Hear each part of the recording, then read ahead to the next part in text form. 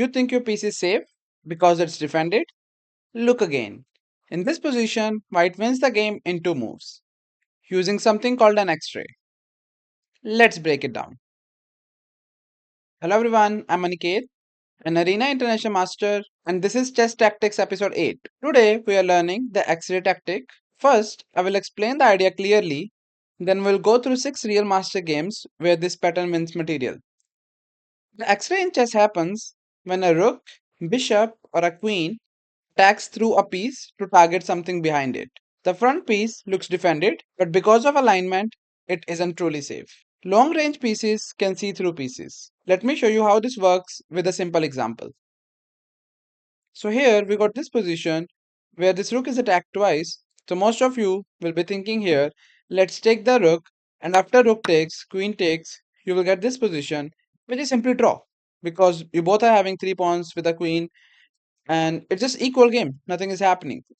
So that is why in this position you can't take it. White can simply win the game in two moves using X-ray. And how it works is, so now see this square, E8. It looks like the black rook is protecting the square, which is true, but there is a problem with that. White can simply play queen E8, simply sacrificing a queen on E8. And yes, that square was protected by the rook, but that's okay, because when the rook will take, you take with your rook and you simply win the game because of checkmate. This is known as back rank checkmate, and you won the game using an X-ray. If this already makes sense, make sure you subscribe. We are building tactical vision step by step in this series. Now, let's go to position 1. Position 1 is Peter Svidler versus Boris Gelfand from Candidates Tournament Kazan 2011. Peter Svidler is an 8-time Russian champion and a candidates finalist. Boris Gelfand was a World Championship challenger in 2012 and one of the consistent elite players of his generation. Let's see how the X-ray appears in this game. White in this position is completely winning, but he has to play something specific to win the game, which White did not. And here, White blundered the game because he played bishop takes d5. So pause your video here and find the best move for black.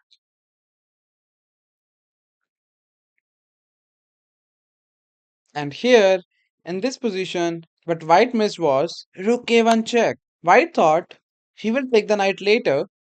Let's take the bishop first. But he should have taken the knight first and then the bishop later on. So here, what happens is this rook is attacking a king and protecting the knight at the same time. And this knight is making sure that king cannot go to f2. Now king has to move, and king is having only one option, king h2. But here, after rook a1 check, Peter simply resigned the game. The point was, king has to go to h2, and after king goes to h2, it's black to play, and black will play knight g3.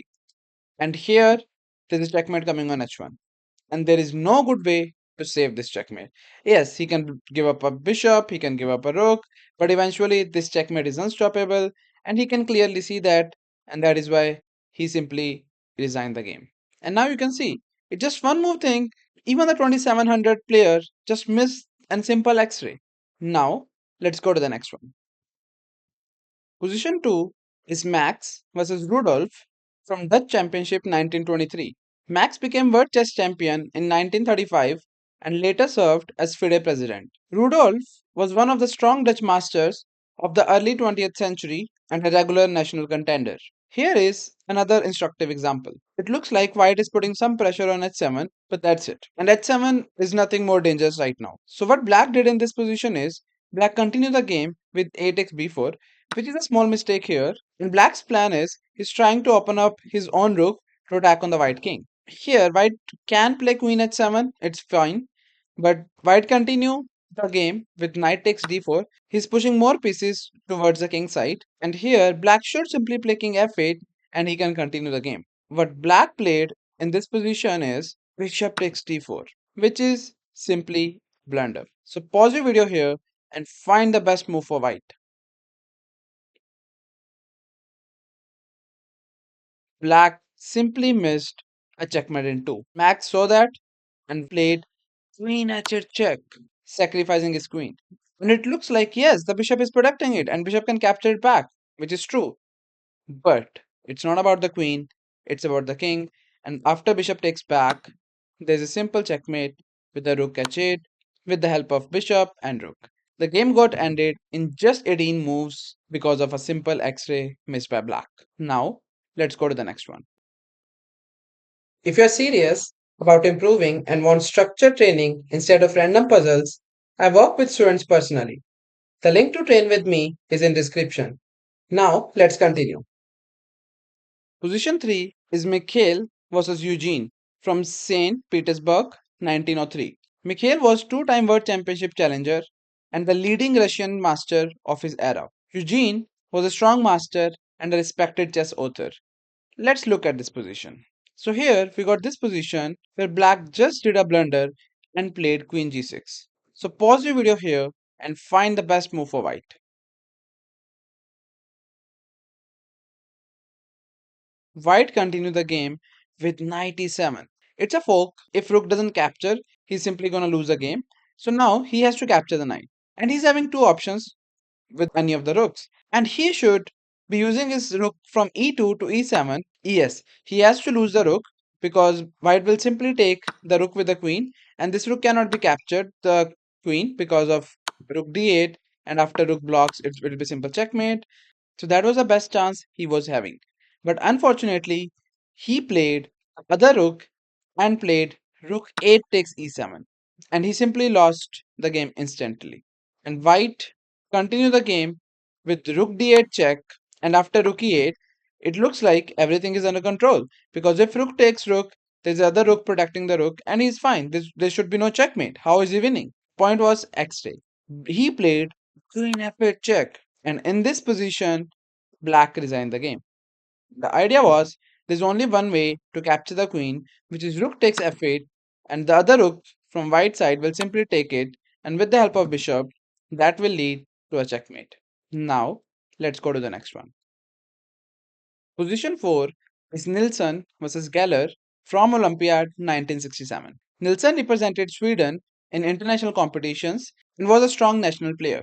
Geller was a two-time candidates finalist and one of the strongest Soviet grandmasters, known for his preparation and attacking skill. Now, watch how the tactic works here. So here we got this position where black is simply putting a pressure on c2 with a queen and two rooks, and whenever the rook will move from c4, this bishop will also put a pressure on f1. White cannot defend the pawn on c2. He should continue the game with rook b1 and eventually he will lose this c2 pawn and eventually he will lose the game. But unfortunately, he tried to defend the pawn and he played rook f2, which is simply a blunder. So pause your video here and find the best move for black.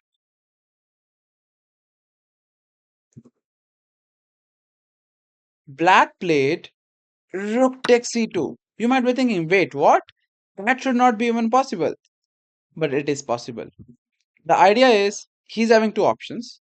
He can take with the rook or he can take with the queen. In the game, he has taken with the queen and he played queen takes c2 and that is simply a checkmate in 3. And yes, we don't want to win the queen because that's not enough to win the game. Because if you just take it and after rook takes, yes, black is bit better, but he can hold. So that is not enough in this position. The idea was, what black played in this position is queen takes c1. White simply resigned the game. The point is, now he has captured the rook and it is coming with a check. And if queen takes, the other rook will take it and it's a check, rook blocks and rook simply takes it and with the bishop and with the rook it's just simply checkmate. And the other variation was, if in this position he decided to take with the rook instead of queen, that will not make any difference because in this position he'll play queen a1 check. The same idea. Again, this rook cannot be blocked because queen takes f1 will be simple checkmate. So he has to block with a rook. So rook c7 and here he can take with the queen or with the rook doesn't matter much because a check, queen takes, rook takes, and eventually we will have exact same position which black can clearly see, which white can clearly see that, and that is why he resigned the game on the spot. Now, let's go to the next one. Position 5 is Sven versus John from European Junior Championship 1967. Sven was a strong Swedish master and a national competitor. John became an international master and a respected Dutch player. This is a very clear tactical movement. So here we got this position where black is winning, and black has to continue with queen takes a2, and he's slowly and surely putting a pressure around the king. And king is already boxed out. So if somehow this knight will reach a2, it might be checkmate as well, but that's not going to happen.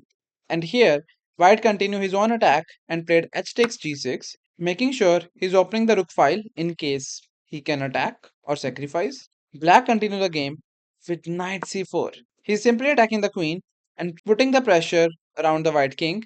And when knight is having so close to the king, it's already dangerous.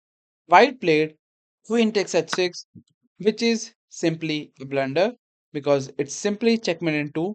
So pause your video here and find the best move for black to continue the game.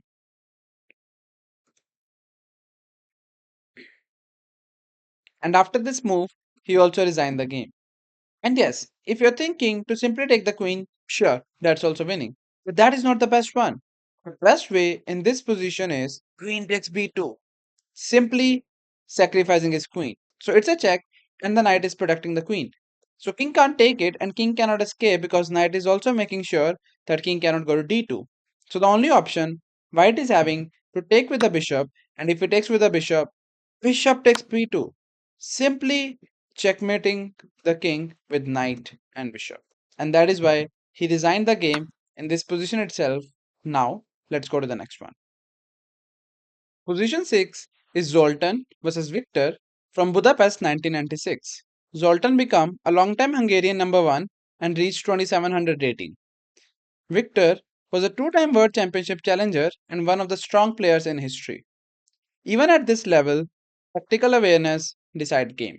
So here we got this position where white is completely winning because of black's last move, which is rook c7, and that's a blunder. So pause your video and find the best move for white.